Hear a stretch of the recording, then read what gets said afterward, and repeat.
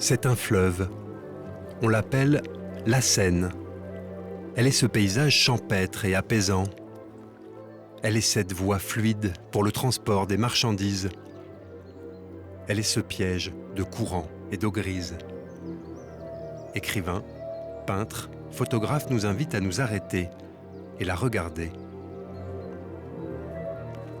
Sonia Anton est maître de conférences en littérature française. Elle collecte les textes littéraires qui évoquent le fleuve.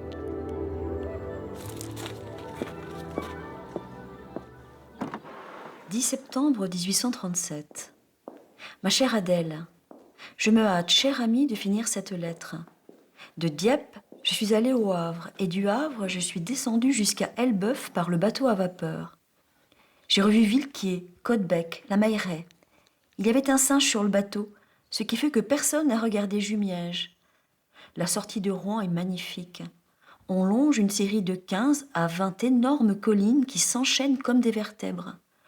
Tout ce chemin paro jusqu'à Elbeuf est magnifique.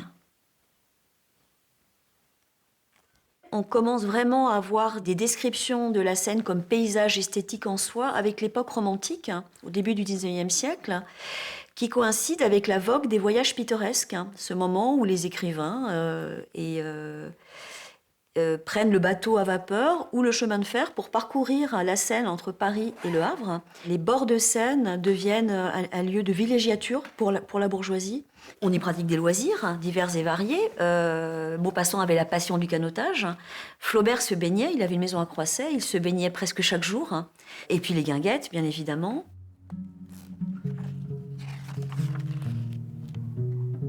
La Seine illustre coule, eau douce qui sourit.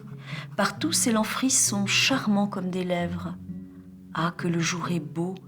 Je crois que je peux prendre tout ce bonheur sur moi d'un geste immense et rond. Comme le jour est doux, et l'odeur du goudron, lui comme une aile noire au-dessus du flot tendre. C'est aussi le moment où on commence à faire du paysage un objet d'inspiration, et notamment ce que vont développer les romantiques énormément, c'est le paysage état d'âme. Donc finalement, ce qu'on vient chercher peut-être dans le spectacle de la Seine et dans la proximité de la Seine, c'est un paysage qui va refléter l'état d'esprit du poète, comme en peinture finalement. C'est le même phénomène que l'on rencontre dans la peinture impressionniste. Les impressionnistes ont quitté les rives de la Seine depuis longtemps. Mais le fleuve, ses lumières, ses couleurs inspirent encore. J'ai observé des milliers d'heures. Chez moi, à ma table de ma cuisine, je mange en regardant la Seine. Je vais dehors, je regarde la Seine. J'ai mon atelier tout près, plus mon lieu d'habitation à Villequier. Donc je prends mon vélo pour joindre mon atelier. Et j'ai toujours la tête tournée vers la Seine à regarder ces reflets, cette lumière qui vibre dans le paysage. Olivier Desvaux dessine et peint la Seine depuis l'enfance. Il utilise aujourd'hui la peinture à l'huile pour tenter d'en saisir les lumières mouvantes. Elle a plein de couleurs, des milliers de couleurs. Il y a l'ocre gris, un vert gris aussi. S'il y a des nuages, elle devient assez métallique, argentée. Et puis s'il y a du soleil, de la lumière, il va y avoir des bleus outre-mer, des bleus cobalt assez forts. Il n'est pas encore parvenu à révéler tout à fait ses reflets, ses transparences. La Seine est insaisissable. Alors comme d'autres avant lui, Olivier Desvaux pose souvent son chevalet au bord du fleuve.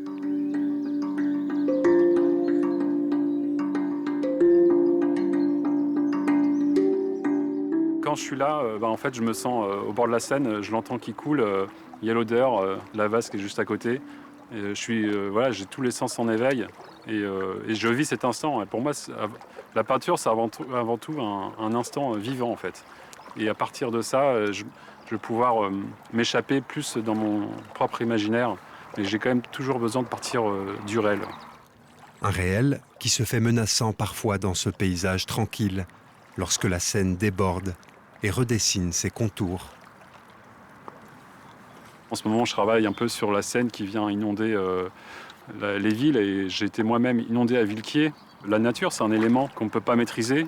Et l'eau, justement, elle passe partout, elle va où elle veut. Elle efface tout sur son passage. Et je trouve que c'est aussi la beauté du fleuve et de l'eau en général. Et moi, je pense que cela m'attire. Tous les ans, je vois qu'il y a des petits phénomènes d'inondation. Et puis les gens, quand on parle, pensent que ça va arriver de plus en plus souvent. Donc j'ai envie, avec ma peinture, de raconter cet événement-là.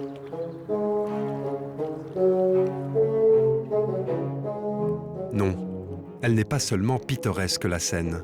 Quand elle se répand hors de son lit, quand elle charrie nos déchets, nos résidus polluants, elle est aussi un paysage industriel qui fascine et effraie. Les écrivains contemporains, ils ont en tête toutes les images très positives de la Seine qui traversent la littérature. Ils ont l'image d'Hugo, ils ont l'image d'Apollinaire. Et ils se rendent compte que ces images bucoliques ne correspondent plus à la réalité écologique du fleuve. Et que le fleuve, il est pollué, il dépérit sous l'effet conjugué des hommes et des industries. Elles ont dû embrasser les eaux des bouillons de miasmes, des vapeurs méphytiques aux souvenances métropoles. Elles ont dû embrasser, colporter, sarcler, emmener, pétrir des semelles, des boîtes, des bagues et des plastiques, les eaux souillées, les eaux mordues à l'acier, pourries à l'intime. Ces berges, François Guillotte les connaît bien. Il les parcourt et les photographie depuis plusieurs années. Il y croise régulièrement d'imposants sites pétrochimiques, comme celui-ci. Je ne peux pas m'empêcher, par honnêteté, de dire que j'ai un sentiment très mélangé d'attirance-répulsion. C'est un monde mystérieux, c'est inaccessible. D'une certaine façon, j'ai toujours l'impression de voir l'interdit, de voir les coulisses, ce qu'on n'a pas le droit de voir. Pour son dernier projet, le photographe voulait documenter les rives de la Seine. Alors il a tenté de les longer à vélo depuis Paris jusqu'au Havre. Son parcours s'est révélé décousu. Ce qui m'a le plus frappé, et tout au long du fleuve, c'est des ruptures vraiment profondes entre les paysages, et ça surgit. On a l'impression qu'on est dans un endroit bucolique, on s'approche d'une jolie ville, il y a un château à l'horizon, et toc, on se retrouve sous un pont d'autoroute. On traverse des terrains maraîchers, des jardins ouvriers, ça redevient bucolique, et toc, on se tape le train. Il y a au fond pas d'autre cohérence que le cours de l'eau qui fait ce qu'il peut. Pour éprouver sa fluidité, il faut donc naviguer. La Seine se déploie alors, ample et ouverte. Ça change tout. On a l'impression d'être totalement en contact avec l'élément et on n'est plus obligé de cadrer de côté pour avoir le fleuve en biais et puis d'essayer de choper les deux rives ou d'avoir une vue frontale. C'est magique.